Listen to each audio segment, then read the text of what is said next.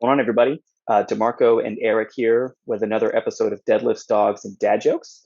And today we're going to have a fun episode. We're going to talk about a hotly debated topic amongst some coaches in the industry and kind of hopefully slaughter some sacred cows and kind of challenge some previously held notions in regards to what the word fitness actually means. So super excited to dive into this with you. How's it going, Eric? Not bad. How are you, man? Oh man, doing great, doing great. Woke up at 6 a.m. and that's actually not super early for me now. That's the dad schedule. So Yeah, I agree. It's funny how we get older, excuse me, as we get older, it's like we're actually getting up earlier rather than a lot later. So oh, absolutely. Oh, sleeping until 7 or 8 is truly a treat. oh So yeah, and I'm sure. I mean, I don't have kids yet, but I'm sure in due time I'll feel the same way. But like I'll probably be getting up around that 6 a.m. slot. Like I get up pretty early for work anyways, but yeah, I would say usually I sleep until about 7, but yeah, the money time for me is around 7. If I get up before 7, sometimes I'm cranky. So yeah. and I'm not a coffee drinker, so that's the other thing. Oh, that's right. Yeah, I do Uh, think being a trainer definitely helped me oh kind of yeah, oh yeah, adjust my schedule because when you have I remember at one point I have 5 a.m. appointments and oh you yeah. got to be at the gym at 5 a.m. Your ass is rolling out of bed at like at the Well, latest 4:30. Four well, thirty, I four can. forty-five. I think, and I'm sure you can relate to this. As our training age has increased over the years, you could dictate your schedule a little bit more, Yeah, and then, definitely. then you're able to sleep in a little bit and not necessarily have to get up at 5 a.m. unless you choose that. And I think a lot of people Exactly. prefer to have more of their evenings available as far as Yeah, being able to stay up a little bit later, and then being able to sleep in till I would say at least 6 o'clock, 7 o'clock. I say 6 o'clock, 7 o'clock or so, if possible. But I think at the end of definitely. the day, too, I think this is a good little nugget that I've taken away from other coaches, but also just in general is making intentional time for yourself. Be Yeah, intentional with your schedule, right? So they always say like it's about balance, but I think it's more about just being intentional because like balance is misleading. You know what I mean? Like it doesn't have the same meaning as like, okay, I'm intentionally going to carve times in my day for myself to work out, but I'm also going to carve times like to know, okay, like this is non-negotiable. I'm getting up at blank time. You know what I mean? So like being able to force yourself in a good way into a schedule that works for you. You know what I mean? So, and that can be different amongst everybody, but just the idea of like most people, like you had mentioned, you're getting up earlier, and obviously you have no choice based on your situation. But in general, from a work standpoint, I think it's good to be able to um, get your sleep, and being able to find a schedule that will work for that. And I don't know if have you figured that out yet? no, man, it's a constant ongoing Doesn't process. I don't. I Yeah, yeah. definitely a work in progress on that front. So, but Yeah, my I daughter guess does wake up. I guess what I'm getting at is like to me be intentional with a schedule, whatever Yeah, that is. You know what I mean? And, definitely. Yeah, and if that requires you to nap during the day, I mean, I don't do that, but I think I always think people a lot of times if they're not functioning on enough sleep, they're not going to be at their best, and then you're not going to have the outcomes you're looking for from your own perspective as a coach, but also for your clients or for whoever you're serving. So, yeah, absolutely, man. but yeah, that was my little rant. So let's kick this thing off. I like it, man. And Eric, I am going to say the topic, and then I'm going to hand the mic over to you to let you kind of open it up. But Sure. my the blog post idea that I had this week, and it's the blog's always written up here well before I get behind the keyboard. It's Yep. the idea just kind of hits me, and then it's it just kind of takes shape. Yep. One of the things that we see in advertising, and it is changing. I think it's actually, particularly over the last 5 years, it's been much better. We still have a lot of work to do, but we're still being sold this image of what fitness and health are supposed to look like, Mhm. quote end quote, chiseled abs, a narrow waist, broad chest, broad shoulders, and very, very visible six pack abs. And Eric, the question I want to pose to you is, Mhm. what in your experience and your your experience and everything, what would be the difference between visible six pack abs and a strong core? Because a lot of people, I think, kind of confuse and mix those two things Yep. together. So take over, man. Yeah. So I'm gonna give you a funny answer because I think growing up, when I first, I don't even want to say started my fitness journey. I guess I could say just in general, like as a kid and stuff like that, over the years, you'd always look at people with six pack abs and say like, okay, they must just train their abs relentlessly, right? So Yeah. they're either like doing 1,000 crunches, you know, daily. They're planking for 5+ minutes, whatever. Like, they're able to do things that make me think your core is strong as hell, which in retrospect, kind of off of that, could be the case. They could be very strong, but I guess what over the years I learned that there's a safer, better way to approach it, and on top of that, to kind of go to the differences, like uh, if your if your genetics are on point, yeah, you could probably have a six pack. You could eat like crap and have a six pack. But the average individual, I think, as I was kind of alluding to you earlier in the conversation, um, you know, making sure that you sort of like build a strong foundation. So like what I call like pillars of strength. That would be your core. So your core would be your pillar of strength and stability. So um, I would say, to answer your question, as far as from the difference, like so like six pack abs to me are going to be more in the kitchen, right? So it's going to be more like lifestyle and has to Yeah. do more with, okay, it's going to have to do with your genetics. That's going to play a role. It's going to have to do with your activity level. It's going to have to do with where your metabolism is, which these are all like details like we can get into during this conversation. But lifestyle is going to play more of a role in you having that six pack. Correct me if I'm wrong, but I would say that would be, you have to be in a caloric deficit.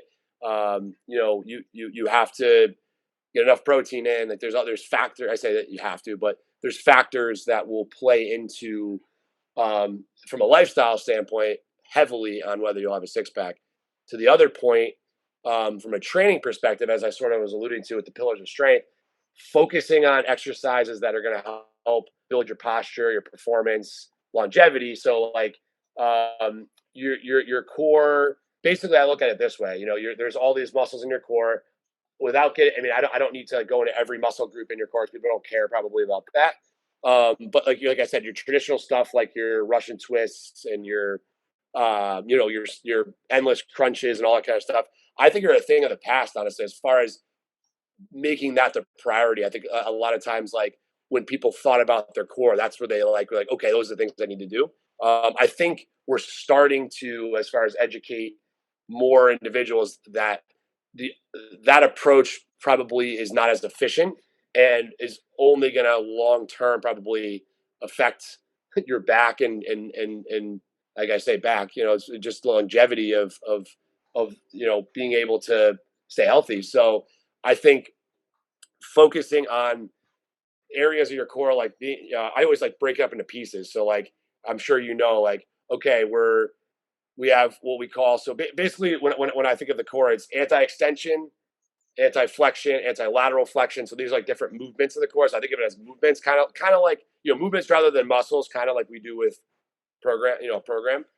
So I always say this, like if I were to break it up, exercises that I think should be kind of a staple for most people. Planking, I think, should be up there as a top priority.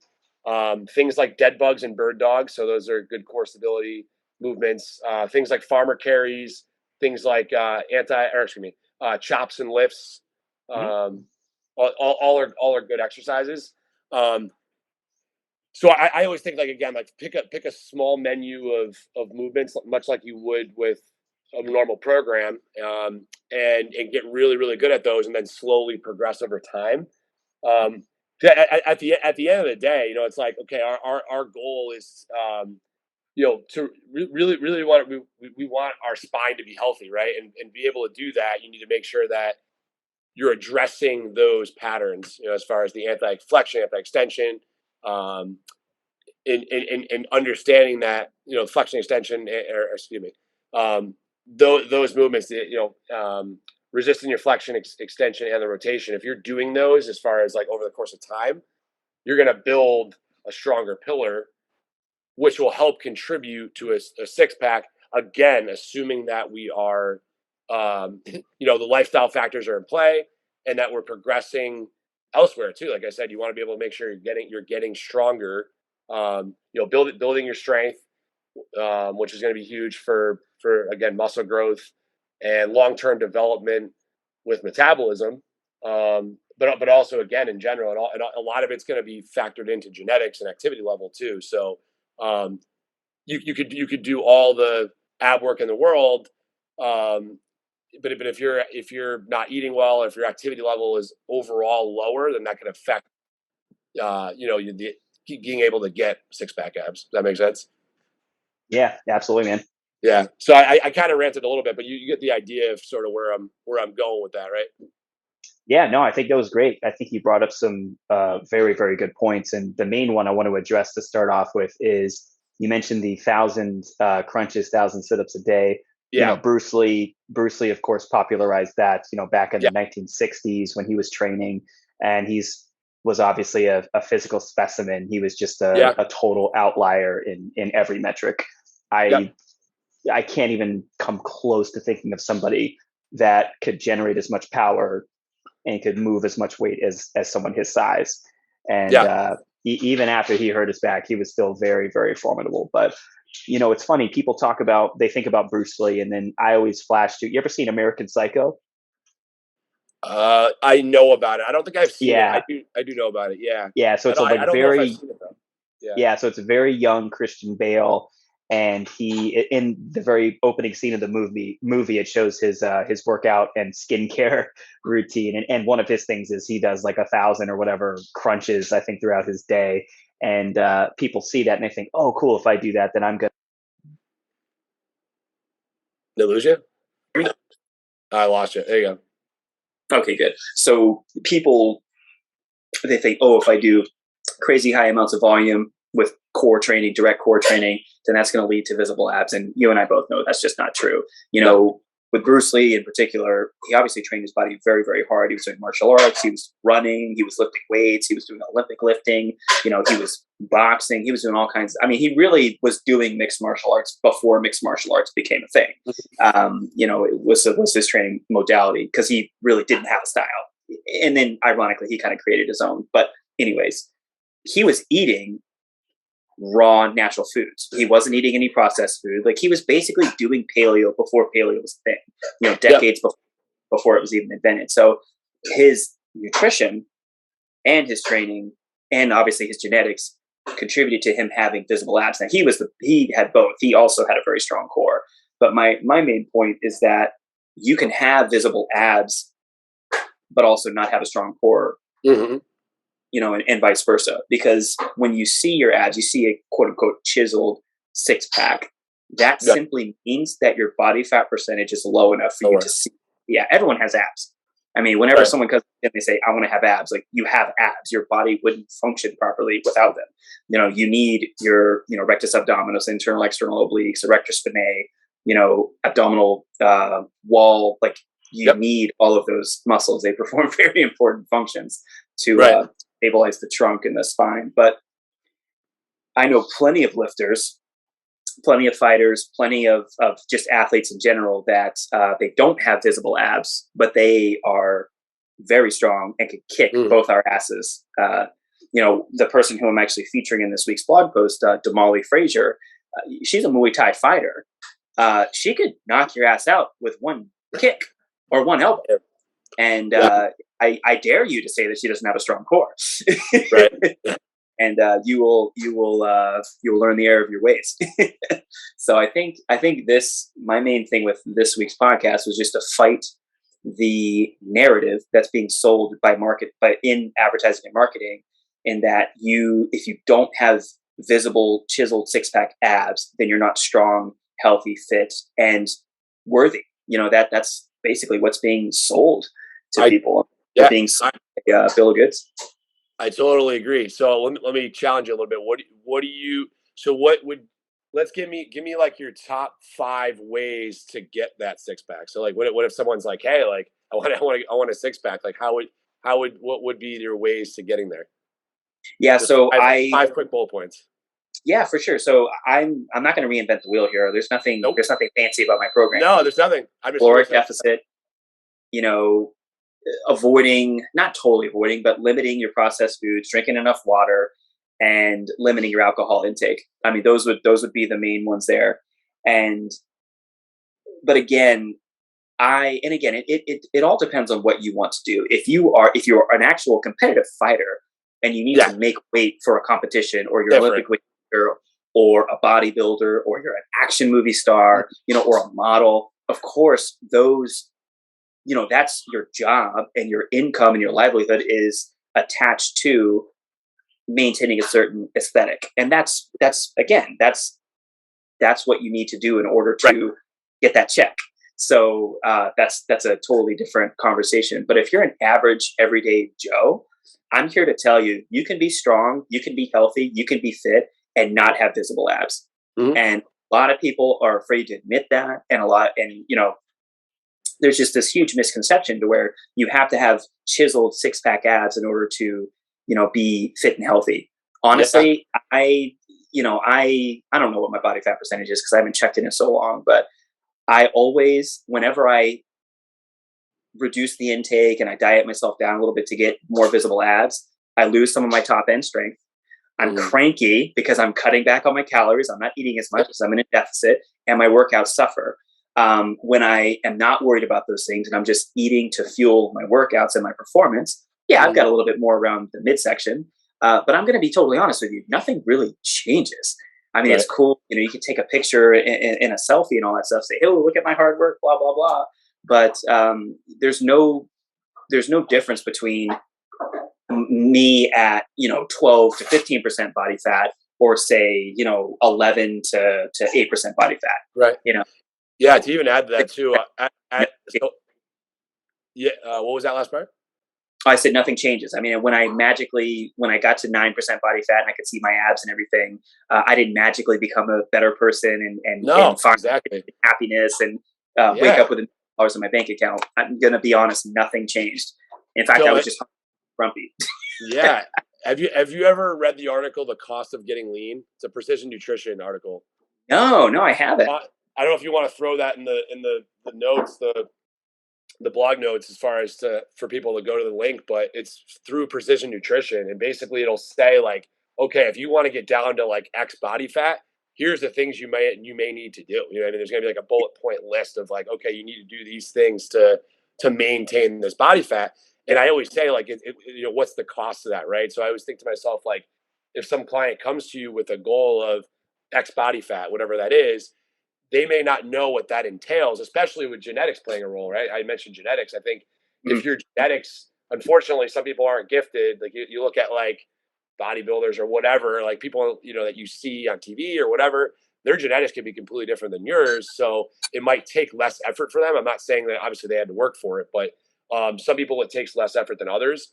But at the end of the day, like you had said, it's more based on how you feel, and like you at like 8% and you at like 15 or 16%, you could still be the same person and still be very, very healthy. So there's, and at the end of the day, like 16% is a very healthy body fat still. So I also think like the cost of getting lean, the reason why it's good is because like as you get lower, like as your body fat gets lower, that could affect your hormones, and that could affect like how you feel, right? And to me, that's like number one, feeling great. Then what matters if you're at a low body fat? You know what I mean? So I think a lot of times people are just going low for like their competition, and then they're going to shoot back up afterward. You just see them, you see the photos of them at their lowest, but they're gonna go right back up. They can't maintain that lifestyle. So I guess my point is, the lower your body fat, or to be able to maintain a lower body fat, it's probably going to require a lot more, and it's going to take. It's not going to be a sustainable thing, right? So I always think it's got to be something that you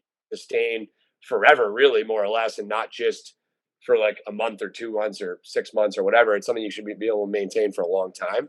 So that just goes again. To me, it's a great article because it really showcases, okay, like it's not that easy to maintain really low body fats, and it may not necessarily be healthy to maintain really low body fats for most individuals, right?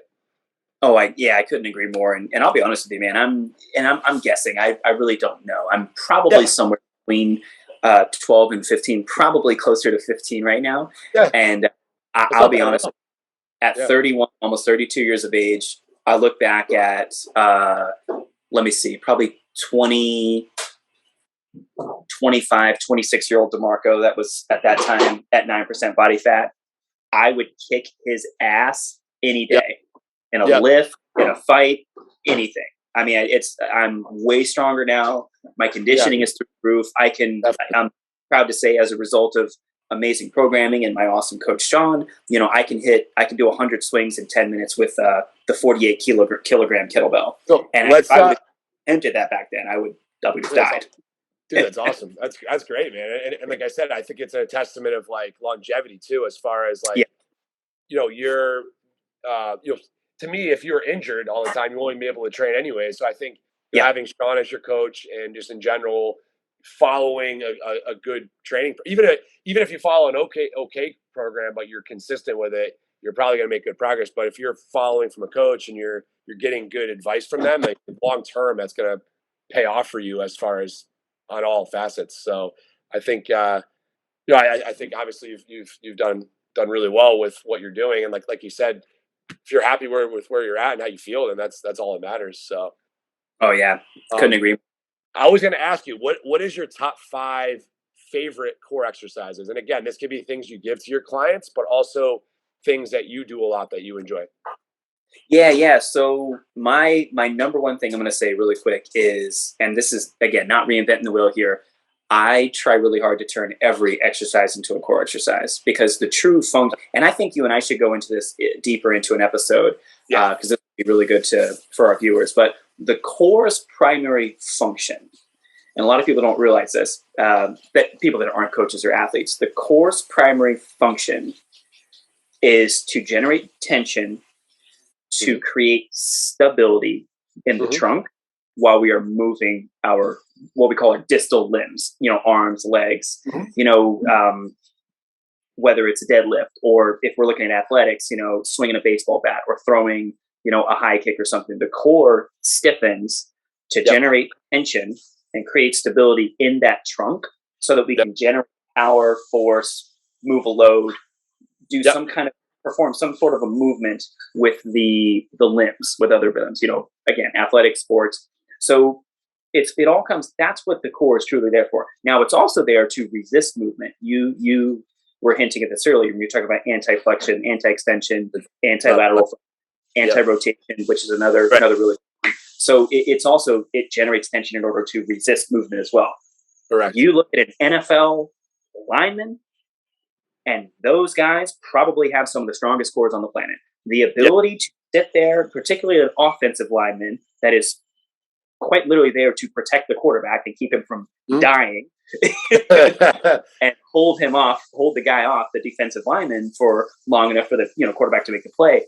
Those guys have incredibly strong cores, because they're physically putting their bodies and using their bodies to stop the person that's putting their full force into trying to push them and knock them over, or get them out of the way so they can get to the quarterback.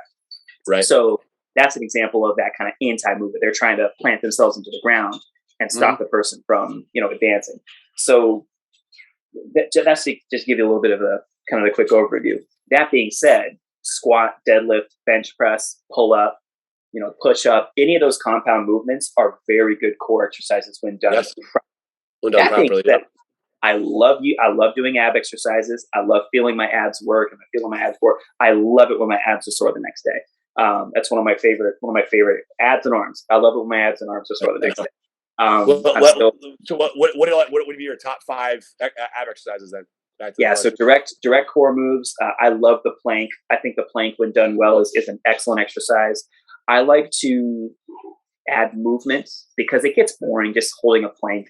I like to do, set up in either your elbow or your high plank, and you can move a kettlebell, a light kettlebell or dumbbell. I call those pull throughs or passes. Yeah, I know what you're talking about. Yep. I love sit backs. I love just sitting up, legs out in front of you, Frankenstein arms, and very slowly, essentially sit your torso back onto the floor. So basically a slow negative. Okay. And yep. that'll light you up big time. Yeah. And I love hanging leg raises. Hanging leg raises from a pull-up bar. That's going to hit everything: lats, grip, core. Really getting that whole body linked and synced. And let's see, that's 3 of them. I love side planks. I think side planks are very. They get boring, but they're very I think they're underappreciated, particularly for hitting that QL. Strengthening up that quadratus lumborum. And I'm with you. I also love carries. I love heavy carries. I love double rack carries. Single, offset, suitcase, regular farmer box, overhead. Yeah. I like those choices. You went a different route than I was going to go. I would say for me, I like the ab wheel. I mean, traditional ab wheel, I really like a lot. I lights me up. I mean, I definitely feel really good after the ab wheel. Again, obviously, assuming you have the prerequisites, that could be a really good one for some people. I think being able to work somebody up to the ab wheel could be really good. And then I would say farmer carries, definitely all types of farmer carries for sure. I like the traditional, just 2 dumbbells in your hands and walking with it. I'm with you. Yeah. Or using like a trap bar. Using a trap bar and loading up a trap bar. That's always fun. I love trap bar carries because you can really load the weight up, and it's very safe. If your grip gives out, you just drop the bar and you're okay. Yep. So it's other unique ones that are some of my favorites. Have you ever done body saws before? Oh yeah, I love body saws. Yeah, body saws are up there for me. Like it's basically you're in a plank and you're moving back and forth. Being able to keep your body in a straight line as you're doing that. And then I would say, hanging leg raises are definitely up there for me. I really like hanging leg raises a lot. Yeah. I think it's at 4. What else? I would say it's funny. Like I think things like the stability stuff that you said is always boring. Like, I like to be able to move when I'm doing my core. So a lot of times, like your dead bugs and bird dogs, they get dismissed. But something like a dead bug, like I really feel a dead bug. A dead bug is definitely underrated for sure. I'm trying to think of any other examples. Let's see. Like I said, we said farmer carries. You had mentioned kind of where I was going to go with it too, with utilizing a lot of like multi-compound joint exercises. Being you're utilizing your core a lot during those as well. But I think we covered the grip of it. I think what would be your take-home message for people, I guess, at this point? Yeah, so take-home message would be 2 main things. Number 1, your body fat percentage, your scale weight, whether or not your abs are visible, that has nothing to do with your strength, your fitness, your athleticism, and even to go beyond that, who you are as a person.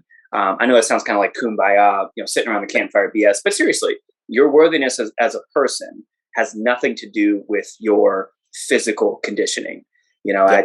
I do think that's a very toxic belief that has pervaded in fitness culture, fitness and diet culture, and I love the fact that even though we don't have a massive audience, we're still trying to turn the wheel and or break the wheel. I think it's called break the wheel. But anyways, so that's my main thing. That's my number 1 thing. Your body fat, your abs, whether or not your abs are visible, it has nothing to do with any of that stuff. It's simply if your body fat percentage is at a certain level.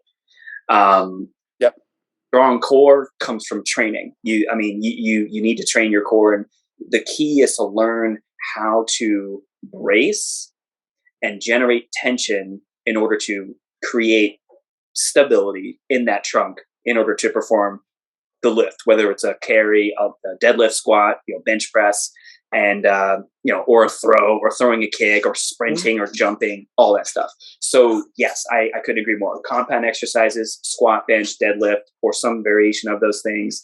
And I love direct core work, but I will say this: I don't do an ab day. No, I don't do an ab day for myself or for any of my clients. The main entrees of the trainable menu, coined by Tony Gentilcore, again, your compound exercises, squat, bench, deadlift, and push, pull, carry, all that stuff. The direct core stuff is essentially, that's the dessert. That's the stuff we do kind of at the end. It's great for a fun finisher. I actually love to pair arm and ab exercises together because it just makes for a fun superset, gets your heart rate up, and it's a nice fun way to finish a session. If you end up with a few minutes extra left, if you're done with all your main stuff. But I don't prioritize the direct core stuff. I always hit the compound exercises first. Yep. Yeah, I like all the things you said there. I think to add to that, to make to kind of make this even more digestible, I think start easy with whatever you're doing. Low hanging fruit first. Low hanging fruit from a standpoint of your training and your lifestyle, right? So like making Yep. small. I always say like habit stacking. Like start. That was coined by the book Atomic Habits. What's his name there? James Clear. James Clear. James Clear. Being able to, and I think anyone that's trying to build long-term habits, look into reading that because it'll give you details of mini hacks to be able to do that. But I think that at the end of the day, if you can build some sustainable habits from a lifestyle standpoint, that'll help progress you as far as from that big piece of the puzzle to being able to help you feel better long term, but also help with your training and also help get a six pack long term if you're looking for that. But also just help you feel better. But to add to, like I said, everything you said, I think is great. Starting easy, starting with low hanging fruit. I think like increasing your water intake, the small things, adding a little bit more sleep, like tracking that stuff and then starting to add as time goes on. And then if you're starting easy and you're progressing slowly, right? I think the progression slowly each week over time, that'll equal long-term results. And that goes from the lifestyle aspect, but also the training stuff we had talked about too. So anything that you're doing, always just start slow. You don't need to do, like, I think a lot of times people want to be hero right away. And I think that, Yeah. and that goes with like abs, right? So like, if you're, people are like, oh, like, let me like hold the longest plank. Like, let me see if I can hold a 5 minute plank. It's like, no, that's not what it's all about. Especially because you're just going to hurt yourself. So it's not going to do you any good. So like, I would rather see someone hold a really good plank for like 10 to 20 seconds with, as you had mentioned, being able to really squeeze the abdominal muscles and make sure you create tension Yeah. and really understand what that bracing means. So really getting good at that first before like trying to just do a long plank, 'cause that's not going to get you anywhere. So I think again, in any aspect, and then same goes with like, an ab wheel. Like I had mentioned ab wheel, I would say start with maybe like, being able to make sure you can understand the bracing part. So I wouldn't Yeah. do a moving thing yet. I would start with more core stability type stuff, like your bird dogs and dead bugs, things that are planks, things that are going to be in place, static type stuff prior to that movement stuff. So I think like again, it all goes back to like starting with less and then going into more as time goes on. So everything you said was great. I just said, like I said, added those couple pieces on. But at the end of the day, there's so many, like you could go online and there's so many good sources for ab training, but ab training will be, I always think like it encompasses, as you had mentioned, it's not the priority necessarily. It's core training is everything. So it's a mixture of your trunk, but it's your whole body. So being able to make sure your body moves well. And like I said, you're going to use your core in everything you do. So assuming you're doing things correctly. So at the end of the day, I think like if you want abs, don't necessarily tell yourself, "Oh, I just need to work my abs all the time." It's like no, Yeah. like build a strong foundation first. With that, you're going to have some core exercises that you'll do in the process. But I guess to end that, I would say just not prioritizing ab work per se.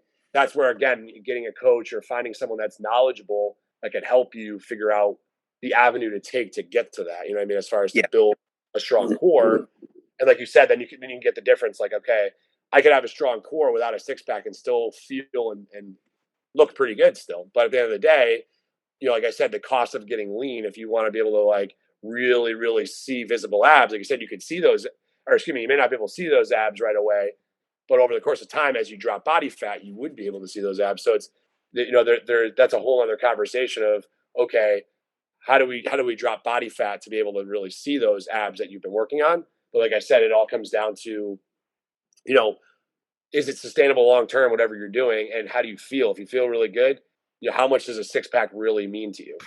Yeah. Oh, I couldn't agree more, man. And it's again, like you just said, what's going to be the sacrifice? What's the trade off? What's the trade off that we're making here? Like I said, I don't know Yeah. if you want to, if you wrote that down, I'll write it down as far as to put that in the show notes, maybe as far as so people can click that link, the cost of getting lean. I could send you the article. Yeah, please do. Yeah, I'll definitely. Yeah, I love John Berardi and all the precision nutrition stuff. So I would yeah, totally read that. He's a great resource. yeah. So that's awesome. Yeah, man. I think that's probably a good place to wrap. I think that's a good topic Good topic. I think we should definitely do a deep dive into core training, like a full just on core training techniques and that kind of stuff. And then we could even do in the future one on common exercises that are performed improperly. And I think Right. the ab could totally be in there because the ab wheel, we all see there. A well executed ab wheel rollout is a rarity in the gym. Right. Oh So, yeah, for sure. Yep, for sure. Yeah, and like I that's said, awesome. that goes back to, again, being able to have someone coach you through that to do it correctly. You know what I mean? As far as a lot of times people will try these things on their own and get hurt potentially. So I think it's important to start slow and start easy, and then work your way up. And that's where a coach can help you progress over time. Definitely, man. I think that's a great thing to end on. I got to get out of here, so I'm going to close with the dad joke, and then let's GTFO. Eric, what did one wall say to the other? I don't know.